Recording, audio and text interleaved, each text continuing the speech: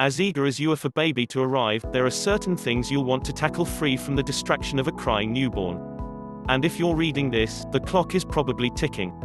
From car seat installation to interviewing a pediatrician, here's what's most important to check off the list before that first contraction.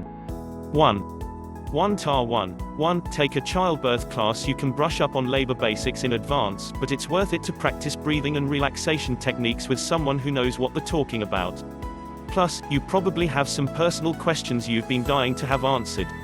Sure, humankind existed for hundreds of thousands of years before Lamar's and Bradley, but pushing out the head and shoulders was probably a whole lot more traumatic back then. 2. Know the breastfeeding basics. Don't expect baby to just latch on and start feeding.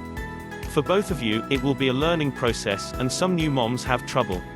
Head off problems as much as you can by learning the basics before you give birth. 3. Get a crib and set up the nursery. Every baby needs to have a comforting place to sleep.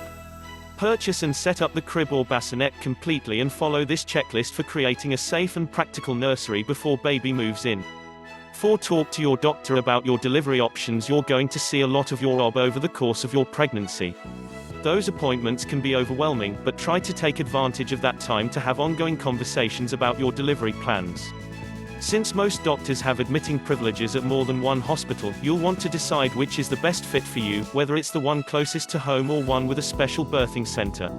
You'll also want to go over your birth plan and make sure you're on the same page about your preferences, including medication, induction options and interventions, so there are fewer surprises come delivery day. 5. Pack your hospital bag. Make sure you have all the essentials before you head to the hospital. Check out our packing list and these extras moms couldn't live without. 6. Select birth announcements. While you're waiting for labor signs to kick in, take time to decide how you will announce baby's arrival to the world.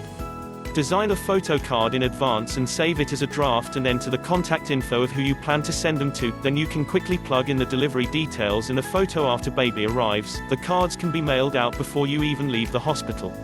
7. Freeze some meals. Round up takeout menus before your due date. It's a good idea to stock your fridge, similar to the way people do before a very big storm, with delicious, nutritious stuff. Some high-achieving moms-to-be bake and freeze casseroles and lasagnas, so they have easy-to-warm meals for those hectic first weeks with baby. But if you're busy enough already, we think it's okay to just update your collection of menus from restaurants that deliver. 8. Install the car seat. Once you go into labor, both you and your partner will be too nervous to read step-by-step instructions carefully or to think clearly enough to know the car seat is installed correctly. So do it early and it will be all set to go when delivery day arrives. 9. Wash crib sheets and baby clothes. It's definitely a good idea to wash swaddles, crib sheets, blankets and any other items that will come in contact with baby's skin before he or she wears them. While you don't need to pre-wash everything in the dresser just yet, it's good to prepare at least a week's worth of clothing so it's one less thing to worry about while recovering from childbirth. Wash items separately using a gentle, baby-friendly detergent that's free of dyes or perfumes.